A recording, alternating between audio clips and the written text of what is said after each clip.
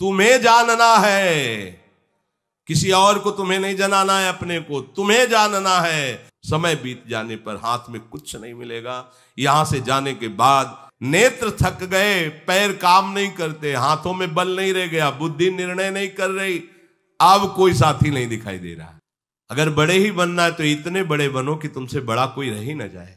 ये जब तक बात समझ में नहीं आएगी तब तक हम भागते ही रहेंगे, चाहे जितना सुन लो, चाहे जितना उपदेश दे लो। ऐसा भी है। क्या हुआ आपके शास्त्र स्वाध्याय का अर्थ? क्या हुआ इस जय जयकार का? कुछ नहीं, ये हवा है, निकल गई। जय जयकार भगवान की ही केवल है, दूसरे की नहीं है। जब तक भगवत शरणागत होकर जड़ चेतन की ग्रंथ का भेदन नहीं किया, कुछ हाथ नहीं लगेगा। जो हाथ लगेगा वो सब झूठा लगेगा। तुम्हारे अंदर इतना भी इसका महत्व न रह जाए तब तुम कुछ शास्त्रों का स्वाध्याय करके जान पाए हो। और इसी का दुलार, इसी का पोषण, तो कुछ नहीं भाई, कुछ नहीं। केवल भ्रम में जी रहे हो, कुछ नहीं है, केवल भ्रम में। डंडा चलेगा तो ये झूठा है ऐसे से बात नहीं बोलेगी, चिल्ला पड़ोगे, फांसी में चढ़ोगे तो प्राण निकलेंगे। संसार शरीर झूठा है कहने से बात नहीं बनेगी, अनुभव से बात बनेगी। हमने भरोसा केवल हरि का लिया, ना अपने शरीर का, ना अपनी क्रियाओं का, ना अपने आचरणों का। भरोसा नहीं है। किसी भी देवता की आराधना निष्काम भाव से करो तो उनमें भगवान ही विराजमान है, वो क्रमशः आपको ऊपर उठाते चले जाएंगे। कोई हमारे दुख को आज तक नहीं हर पाया। बहुतों को अपना माना, बहुतों से हमने अपनी मांग पूर्ति करने के लिए याचना की, उनकी गुलामी की। आज तक दरिद्रता नहीं गई, आज तक दुख नहीं गया। अब तो नेत्र भी कमजोर हो गए, पैर भी काम नहीं करने लगे, हाथ भी सामर्थ्यहीन हो रहे, बुद्धि भी ठीक निर्णय नहीं कर रही, सब बल गया, कोई साथी नहीं रह गया। जिस दिन ये स्थिति आएगी ना तो देख लोगे तुम। पत्नी भी मनाएगी कि भगवान तुम्हें उठा लें। स्वयं ऋषि में थे तो एक भगत जी बहुत बीमार रहते, कभी कभी उठ के आ जाते थे, दर्शन दे देते थे, भगत थे। उनकी पत्नी आए, बोले महाराज कृपा करो और उनको भगवान अब उठा लें। क्यों? क्योंकि वो तुम्हारी कामना पूर्ति करने लायक नहीं रह गया। गोस्वामी जी कह रहे नेत्र थक गए, पैर काम नहीं करते, हाथों में बल नहीं रह गया, बुद्धि निर्णय नहीं कर रही, अब कोई साथी नहीं दिखाई दे रहा। अब कोई साथी नहीं। जब तक ये काम कर रहे हैं तभी तक हाथ मिलाएंगे, और कभी कोई बात हो तो बताना, और जब ऐसी बात होगी कि हाथ मिलाने लायक नहीं रहोगे तो उस गली में कोई नहीं आएंगे, कोई नहीं देखेंगे। मान जाओ, अभी सोच कर सकते हो, अभी सेवा कर सकते हो, अभी आप अपने मन को प्रभु में लगा सकते हो, आपके पास समय है। ये समय रूपी गाड़ी निकल गई तो मन पछता ही है, अवसर बीते। समय बीत जाने पर हाथ में कुछ नहीं मिलेगा। यहां से जाने के बाद जो दुर्गति होगी, इसके बाद जो योनि मिलेगी, उसमें सत्संग नहीं मिलेगा, उसमें तुम्हें भजन करने का अधिकार नहीं मिलेगा, उसमें तुम नवीन कर्म करके परमात्मा प्राप्ति कर सको, ऐसा अवसर नहीं मिलेगा। हे हरि, मैं आपकी शरण में आया हूं, मैं डर गया इस संसार से। प्रभु अब मैं आपको रिझा सकूं इतनी सामर्थ्य मेरे में तो नहीं है, बस आप अपने चरण शरण में रख लो। मैं अपनी किसी साधना से, किसी गुण से आपको रिझा पाऊं, ऐसी सामर्थ्य नहीं रह गई।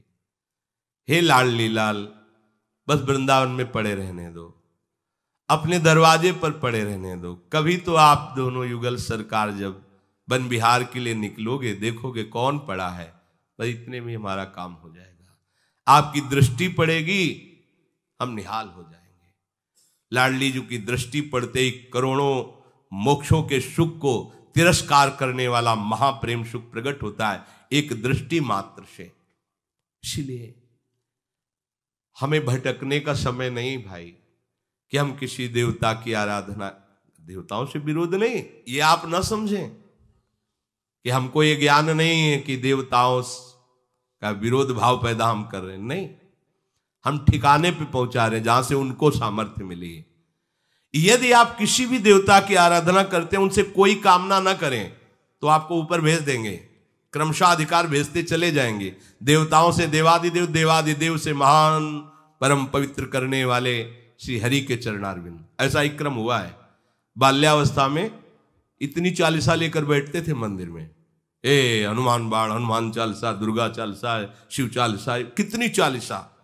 उन सब की कृपा से नैष्ठिक ब्रह्मचर्य में प्रवेश, उससे महावाक्य, उसके बाद सन्यास, भगवान शिव की अनन्य निष्ठा और उनकी कृपा से वृंदावन बिहारिणी बिहारी जी देखा क्रमशः अधिकारी अधिकार से पहुंचा दिए।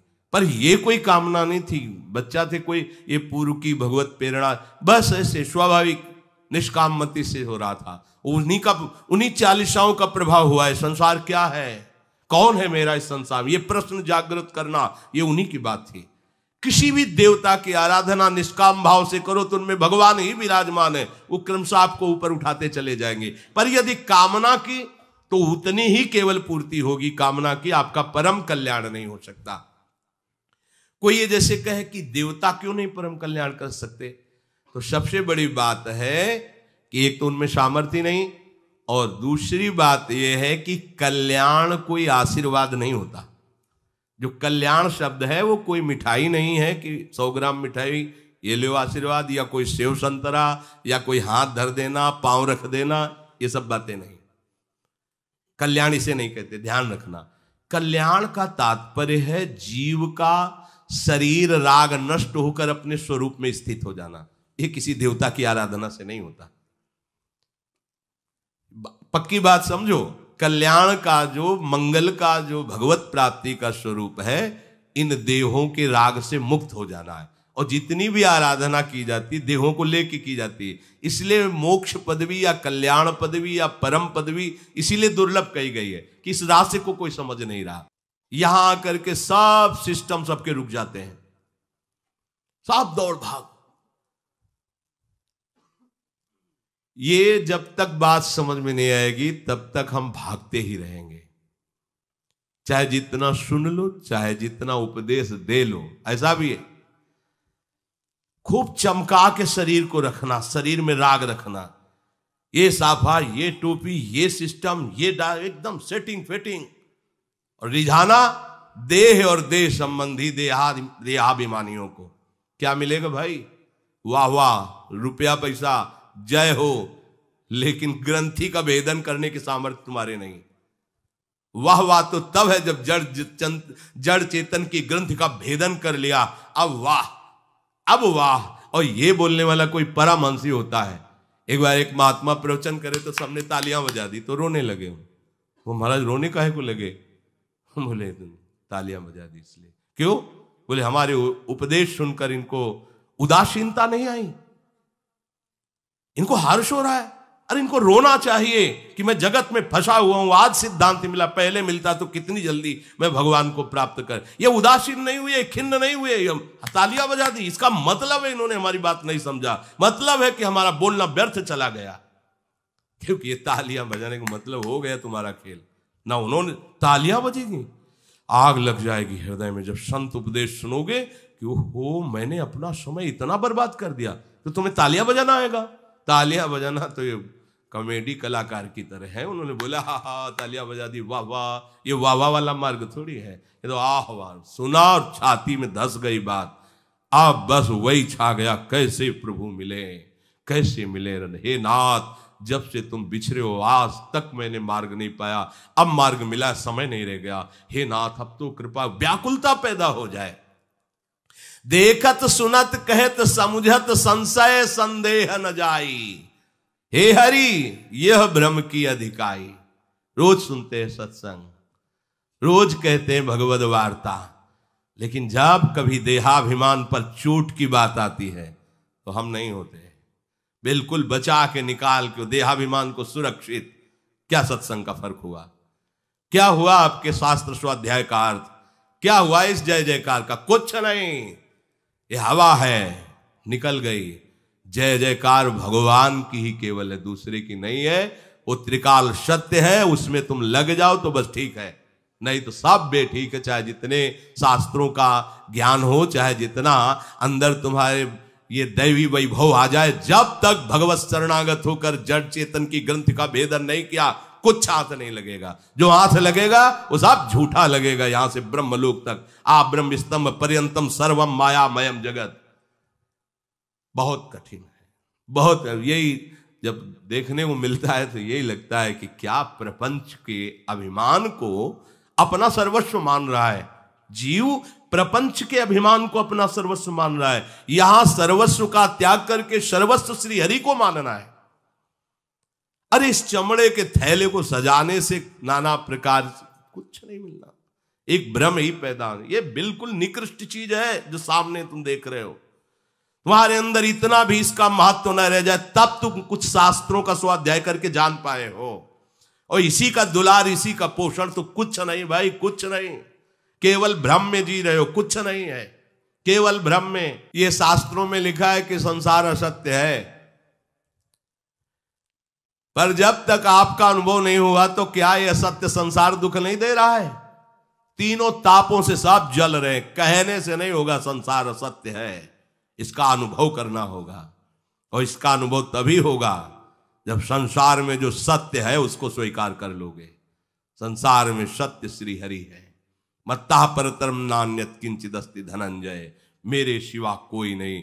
उन्हीं श्री हरि में आसक्त हो जाओ, कोई भी ताप आपको छू नहीं सकता। जब आपके हृदय में हरि का साम्राज्य होगा तो कोई ताप आपको राम राज नहीं काहू व्यापा, दैहिक दैविक भौतिक तापा, राम राज नहीं का। जब हृदय में हरि का राज्य तो कोई ताप इस पर नहीं। कहते रहो संसार झूठा है, डंडा चलेगा तो ये झूठा है ऐसे से बात नहीं बोलेगी, चिल्ला पड़ोगे, फांसी में चढ़ोगे तो प्राण निकलेंगे। संसार शरीर झूठा है कहने से बात नहीं बनेगी, अनुभव से बात बनेगी।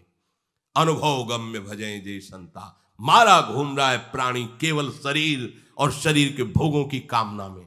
ये मार्ग ही नहीं सूझ रहा उसको कि शरीर छूट जाएगा, कामनाओं की पूर्ति से कुछ नहीं होना। कोई एक ऐसा मार्ग जो सदा सदा के लिए शांति और सुख प्रदान कर सके, कोई मतलब नहीं। बस वही वर्तमान की भोग वृत्तियों की आशा की पूर्ति, बस।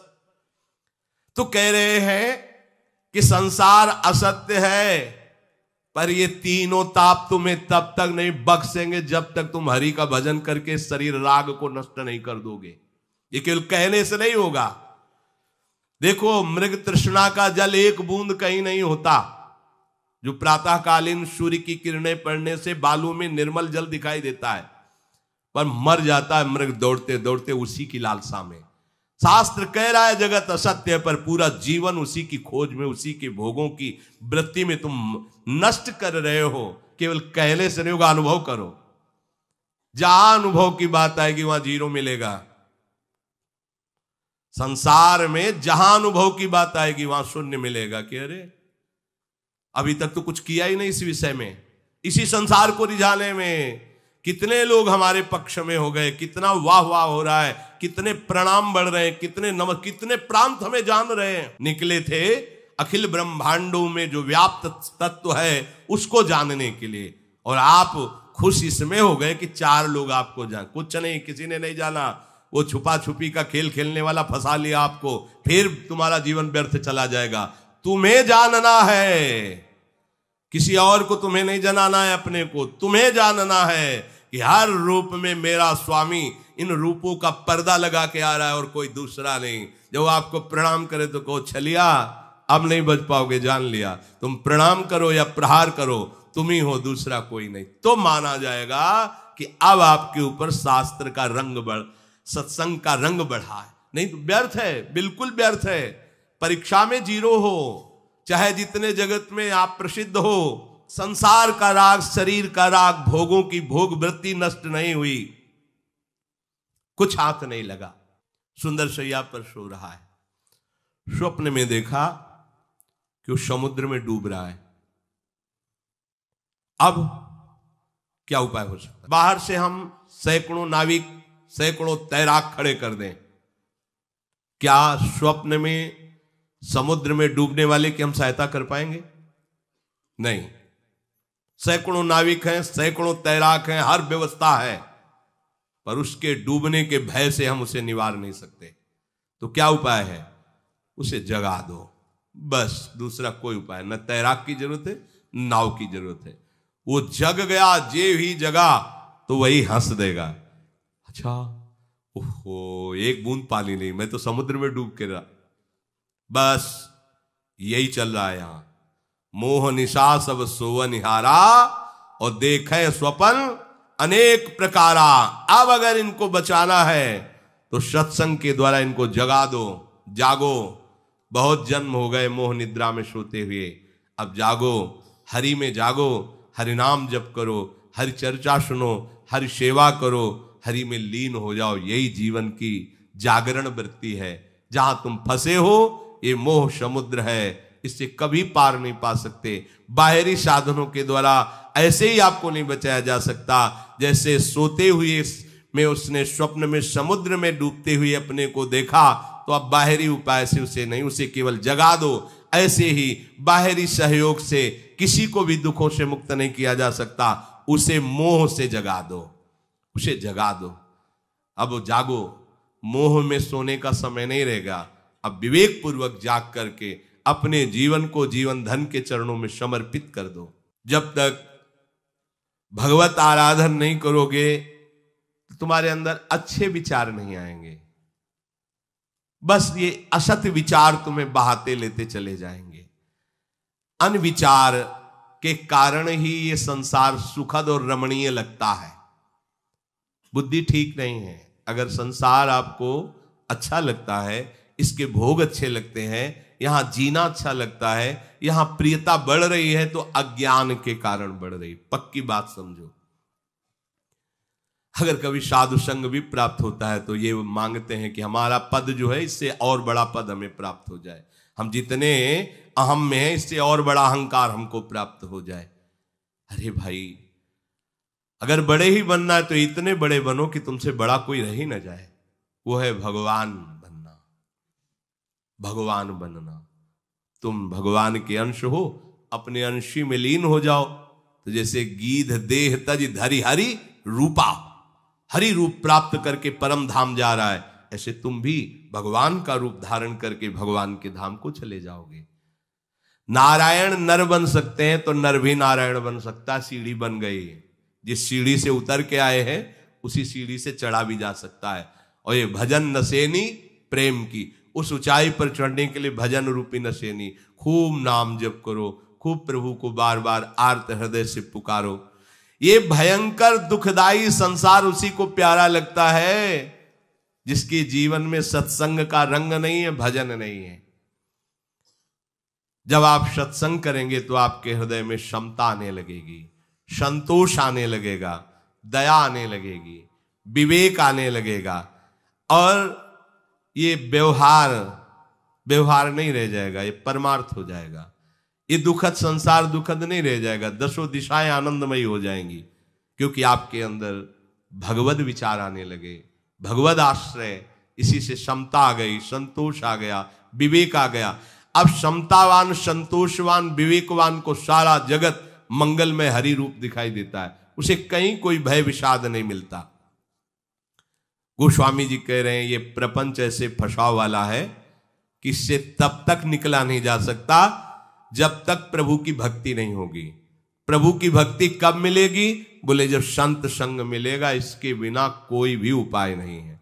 हमें लगता है कि जिनको जहां भी सत्संग मिलता है भगवान ने उनको पसंद कर लिया है। देखो, अब आप अपनी तरफ से सावधान हो जाओ। यदि आपको सत्संग मिला है तो हरि कृपा आपको प्राप्त हो गई। सत्संग सब जो असत चिंताएं हैं, असत विचार हैं, असत संबंध, इन पर प्रहार करता है। रोज आप प्रहार होता है। इतनी मजबूत ग्रंथि को जब रोज थोड़ा थोड़ा काटोगे तो एक दिन कटी जाएगी। सत्संग बढ़िया तलवार है।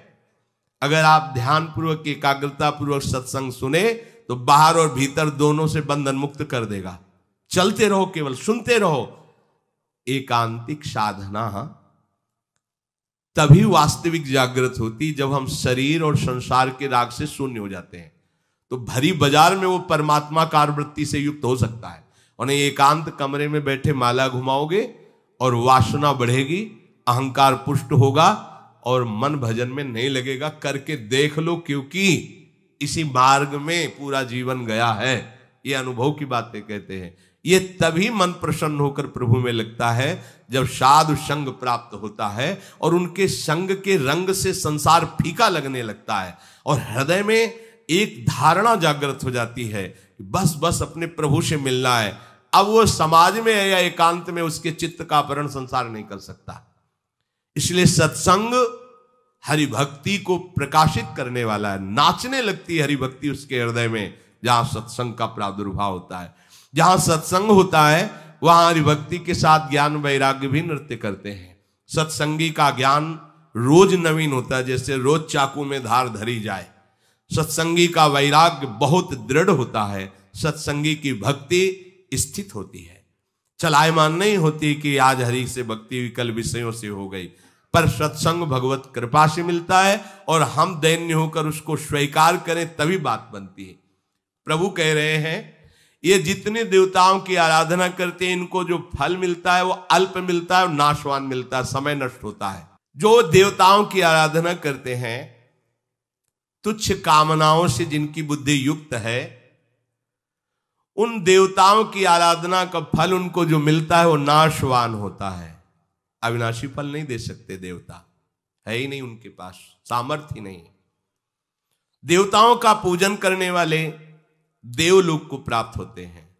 और मेरा भक्त कैसा भी हो वो अंत में यान्ति मामपि मद भक्ता यान्ति, जैसा भी मेरा भक्त है वो मेरे को ही प्राप्त होता है। देखो भक्त का शब्द आते ही जैसे पिता की संपत्ति का अधिकारी पुत्र शब्द से हो जाता है। कैसा है ये नहीं पूछा जाता। जब न्याय में पहुंचेगी बात तो आप पूछा जाता है कि तुम कितने पढ़े लिखे हो, तुम कितने बलवान हो, तब तुम्हें ये प्रॉपर्टी मिलेगी। नहीं पूछा जाता। वहां पूछा जाता है तुम इनके बेटे हो जी, गवाही है कोई, हाँ, तो पिता की सारी संपत्ति का अधिकारी हो जाता है ना। ऐसे ही हरि के भक्त हो, हाँ, गवाही गुरुदेव, प्रॉपर्टी दंपत संपत्ति पाई है। सीधी बात है, ये मार्ग सीधा। अच्छा, दूसरा भाव गोदनामा, वो हमारा लड़का नहीं पर हमने ले लिया गोद और 4 गवाही हो गए और उसने ईमानदारी से मान लिया मेरे पिता, हो गई संपत्ति। तो हम तो प्रभु के ही हैं, कोई गोदनामा वाले थोड़ी हैं, उन्हीं के बच्चे हैं। ममई वांशो, बस हम प्रभु के हो जाए, ये ठसक आ जाए, ये ठसक नहीं आती। देखो बहुत हम सूक्ष्म बात अंदर की कहते हैं। प्रभु के मार्ग में भी चलने पर प्रभु का भरोसा नहीं होता, अपनी क्रियाओं का भरोसा होता है। ये हम अंदर की बात बहुत सूक्ष्म पकड़ के कह रहे हैं। साधन में चलने पर जो देहाभिमान है वो प्रभु का भरोसा नहीं लेता, उन क्रियाओं का भरोसा लेता है। मैं 3 बार गंगा जी रोज नहाता हूं, मैं ऐसा करता हूं, मैं ऐसा करता हूं, इसका फल होगा कि मैं भगवान को प्राप्त कर लूंगा। वो फल से भगवान की तभी जो बात बननी चाहिए वो बनती नहीं है। और जिसका ये है कि मैं तो किसी योग्य नहीं हूं, भगवान कृपा करके 3 बार स्नान कराते, ये भजन, ये तो सब उनकी कृपा से मिलेंगे, तो अपनी कृपा से। ये है प्रॉपर्टी पुत्र के नाम। आपने यदि क्रियाओं का आश्रय लिया है तो आपको प्रॉपर्टी नहीं मिलेगी, फल मिलेगा जितना क्रियाएं कर रहे हो। और यदि आपने प्रभु का आश्रय लिया फिर भागवतिक क्रियाएं होती है तो फल पर दृष्टि नहीं जाती। अपनी फल पर दृष्टि जाती है का? अपनी जो दिनचर्या है उसका कभी आपको होता है कि इसका कोई फल मिलेगा? फल क्या मिल रहा है? हमारा जीवन ही यही है, हमारा जीवन ही। जैसे अपने पति को पत्नी विविध प्रकार की सेवा के द्वारा प्रसन्न करती तो कोई फल चाहती क्या? अगर वास्तविक को प्यार करती उससे पूछो कि तुम पति को सुख पहुंचाने के लिए भोजन बनाती हो, जो जो सेवाएं करती हो, इसका क्या फल चाहती हो? तो मूर्ख हो क्या? और हमारे प्यारे हमारे पति, फल फूल की बात कहां से आ गई? कांता भाव। अपने पुत्र को आप नाना प्रकार से दुलार करते हैं, श्रृंगार करते, खवाते पिलाते हैं। आपसे कोई पूछे कि ये जो आप पुत्र के साथ बर्ताव, इसका क्या फल चाहते हो? तो ये क्या पागल हो? हमारा बेटा है, अरे खा पी के स्वस्थ रह रहा है, खूब प्रसन्न है, यही हम देख करके प्रसन्न है, हमें और क्या चाहिए? ऐसे ही सारे भक्ति भाव हैं। हमारे प्रिया प्रीतम मुस्कुरा रहे हैं, यही हमें चाहिए। हम गा रहे हैं, नाच रहे हैं, उनको रिझा रहे हैं, वो रीझ रहे हैं, यही। कोई फल फूल की आकांक्षा नहीं रह जाती। ऐसे ही दासत्व भाव में है, हम स्वामी की 8 पहर सेवा में हैं। तो भक्त क्या सीधे भगवान से अपनापन स्वीकार करता है, साधक क्या साधना से अपनापन स्वीकार करता है। साधना का एक क्रम है। वो दुर्ति का नाश करते हुए ऐसी ऐसी कितने जन्म में वो स्थिति आएगी पता नहीं, लेकिन मद भक्ता यान्ति मामपि, ये बात समझ लीजिए, अच्छे से हृदय में समझ लीजिए, इसी से भगवत प्राप्ति होगी। जो हो रहा है हरि के लिए, हरि जाने। हमने भरोसा केवल हरि का लिया, ना अपने शरीर का, ना अपनी क्रियाओं का, ना अपने आचरणों का। भरोसा नहीं है। आज हम अच्छे चल रहे, कर हमारा मन बेईमान होकर गिरा सकता है, हमें भरोसा नहीं है। हमें भरोसा है कि अगर हम गिर भी जाएंगे तो मेरे हरि मुझे संभाल लेंगे, वो ऐसे करुणा में मुझे छोड़ेंगे नहीं। इन मन बुद्धि का भरोसा भी नहीं, तन का भी भरोसा नहीं, साधन का भी भरोसा नहीं, केवल प्रभु। और जो केवल प्रभु का भरोसा करता है तो उसकी मना स्थिति ऐसी उद्दंड नहीं होती कि वो प्रभु के प्रतिकूल चल सके। ध्यान रखना ये भी बात। प्रभु का कि अरे भगवान का भरोसा लेकर के मनमानी आचरण, ये होता है देहाभिमान का भरोसा लेकर मनमानी आचरण। जे ही भगवद आश्रित होगे तो दैन्यता आएगी, उस आश्रय का लक्षण है दैन्यता आएगी, निष्कामता आएगी, निष्क्रियता आएगी। अब जो हो रहा है हरि कर रहे हैं, हरि करवा रहे हैं, ये वास्तविक वृत्ति आ जाएगी तो हरि करवाएंगे जो महात्माओं से करवाया है। हरि के द्वारा दुरात्माओं के आचरण नहीं होते, वो अहंकार के द्वारा, वासना के द्वारा होते, ये समझना चाहिए। देवताओं की उपासना करने वालों को जो फल मिलता है वो अल्प मिलता है।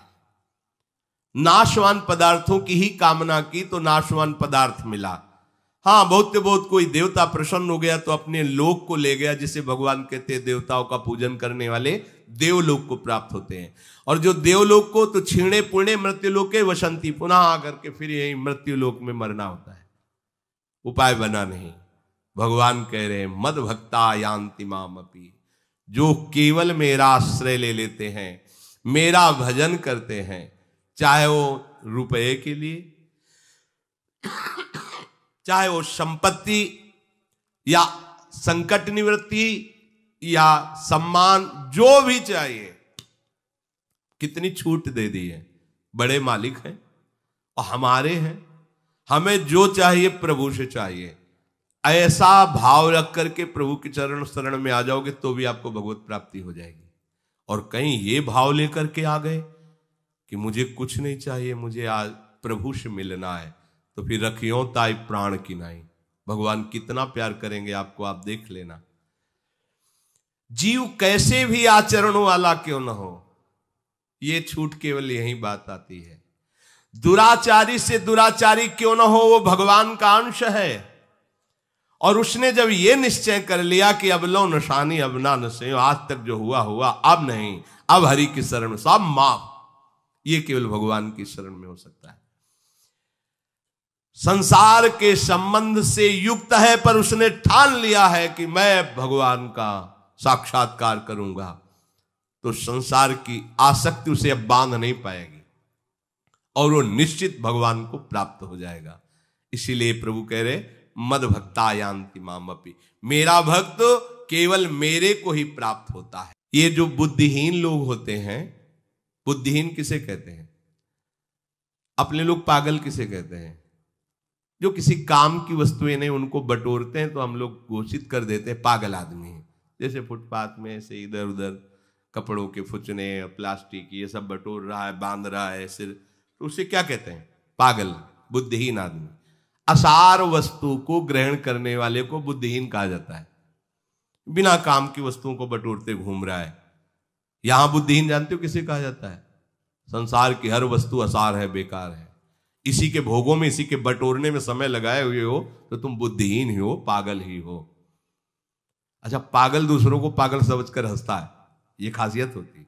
जब उसे तुमको पागल तो हंसेगा वो, पागल ये पागल, ये सब पागल, उसको वो पागल नजर आते हैं। तो ऐसे ही कुछ समझो, संत महात्मा संसार में आसक्त जनों को पागल न जाते, बेचारे भाग्यहीन, न इनके पास दुल्हन है, न घर है, न खाने पीने को, मारे घूम रहे, पागल है, बकते रहते हैं, ये न करो, ये न करो, ये न करो। भगवान कहाँ भगवान? अरे लड़का बच्चा के बीच में बैठ के, जब वो पापा कह के गोद में बैठ के छाती से लगता है, गरम गरम रोटी मिलती है, इससे बड़ा सुख भगवान में कहाँ है?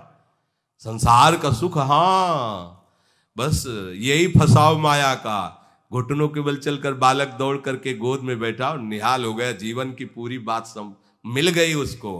पत्नी ने मुस्कुरा के गरम गरम दाल और रोटी और 1 चम्मच घी, बस उसको लगा ब्रह्मानंदम परम सुखदम, परम सुख की अनुभूति। पर ये भैया कुछ क्षण के लिए है, क्योंकि उनमें भगवान प्रकाशित इसलिए ऐसा है, जहां भगवान अंतर ध्यान हुए तो फिर तुम छाती पीटोगे कि वो लड़का और वो पत्नी और सब में भगवान, जो सुख मिल रहा है वो भगवान है अंदर, सच्चिदानंद स्फुरित हो रहे। तो पत्नी पत्नी प्यारी लग रही, पुत्र पुत्र प्यारा लग रहा है, हर वस्तु प्यारी लग रही। और जहां भगवान अंतर ध्यान तो अपने हाथ से ऐसे दिया सलाई लगा दोगे उसी पत्नी के शरीर में, क्योंकि मुर्दा हो जाने पर क्या करोगे, ज्यादा दिन रख नहीं पाओगे। उसी पुत्र के शव को ले जाकर आप जला दोगे।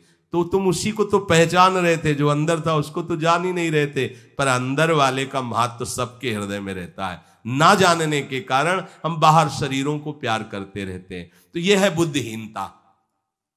जो मनुष्य बुद्धिहीन है वो प्रभु पे श्रद्धा नहीं करता, वो प्रभु की भक्ति नहीं करता, क्योंकि अल्प मेधा के कारण, अल्प बुद्धि के कारण वो भोगों में ही सुख समझता है। अरे बड़ा बड़ा महत्व भोगों का बैठा हुआ है। एक बढ़िया कपड़ा आ जाए ना 100 बार ऐसे और ऐसी स्टाइल से चला जाए कि दूसरा देख कर तो कहे कि क्या बात है इसका। एक साल ले आवे तो, और कहीं गाड़ी, छोटी छोटी वस्तुओं में छोटी छोटी इतना अभिमान, ये अल्प बुद्धि, इसे पागलपन कहते हैं, संसार का पागलपन। 1 सेकंड में सब कुछ नष्ट हो जाने वाला है। ऐसी शाश्वत वस्तु प्राप्त करो जो गर्व करने लायक है। पर खास बात यह कि जब वो वस्तु प्राप्त होती तो गर्व नहीं रह जाता, और जब तक गर्व रहता है तब तक वो वस्तु प्राप्त नहीं होती, और वो वस्तु प्राप्त हो जाने पर ये लौकिक गर्व नहीं रहता। ये अल्प बुद्धि वाले, अगर उनसे प्रभु की भी वार्ता करो तो उनको सुहाती नहीं है। काट करके बस वो यही, बस आप आशीर्वाद दे दीजिए, बस वो काट देंगे। उनको प्रभु अच्छे नहीं लगते, प्रभु की वार्ता अच्छी नहीं लगती। क्या करना है प्रभु से मिलके, अरे यहां हम कोई बड़े अधिकारी बनेंगे, कोई पदाधिकारी बनेंगे, 100 लोग प्रणाम, जितने दिन जिए मौत से, इसके बाद तुम तो अविनाशी हो ना, तुम्हारा स्वरूप अविनाशी। एक शरीर छूटा, पद छूटा, अब जब मरोगे तो अगले का कुछ पता नहीं। तो अल्प बुद्धि वाले हुए ना। यहां तुम्हें बहुत बुद्धिमान नजर आ रहे हैं, लेकिन अगर उसको देखा जाए तो अल्प बुद्धि, छोटे समय की केवल भोग वृत्ति के लिए अपने समूल्य जीवन को नष्ट कर रहे हैं। अगर उनसे प्रभु की चर्चा करो, प्रभु की बात करो, भजन की बात करो, वह ऐसे शब्द निकलते हैं, भजन करना और ये गलत आचरण, हजारों वर्ष, फिर तो उसको ध्यान है कि 1000 वर्ष के तो हम आई नहीं, वहां हमने देखो नहीं बोला ये हजारों, एकदम फिर रुक गया कि 1000 वर्ष तो हमारी आयु नहीं होगी ही नहीं, तो फिर बदल गया। मतलब जवान से एकदम कि ऐसा वाह, अब उसको 1000 समझ में आया, तो हजारों वर्ष फिर एकदम रुका, क्योंकि उस अभी तो 50-60 वर्ष का है, 100 वर्ष की बहुत अधिक आयु, 1000 वर्ष कैसे हो सकते हैं। जब उसको समझा, काट करके अपनी बात रखना, बिल्कुल विवेकहीनता। जो मेरा अविनाशी स्वरूप सबसे बढ़ करके है, देश काल वस्तु व्यक्ति स्थान में सब जगह है, उस पदवी को ये मूढ़ बुद्धि वाले, अल्प बुद्धि वाले नहीं स्वीकार। ऐसा आनंद, ऐसा परम पद। तभी एक दिन हम कह रहे थे कि तुम्हें साधारण बात बता रहे हैं कि जब आप हरिदासत्व स्वीकार करोगे तो ब्रह्मा जी आपको नमस्कार करेंगे। सबसे बड़ा पद त्रिभुवन में ब्रह्मा जी का, परमेष्ठी पद। ये छोटे मोटे पदों की क्या बात है, ये तो मरने वाले शरीर के द्वारा ही तो पद है ना। ब्रह्मा जी का तो बहुत बड़ा समय है, लेकिन वो भी नमस्कार कर, इससे बड़ा कौन पद होगा, तुम्हें समझ में नहीं आता। चाहे गृहस्थ हो चाहे विरक्त हो, यदि हरि के हो तो ब्रह्मा जी भी नमस्कार करते हैं, और उनकी भी छाती फूलती कि हमारी सृष्टि रचना में एक जीव भगवान का भक्त बना, ये सृष्टि रचना करना मेरा सार्थक हुआ।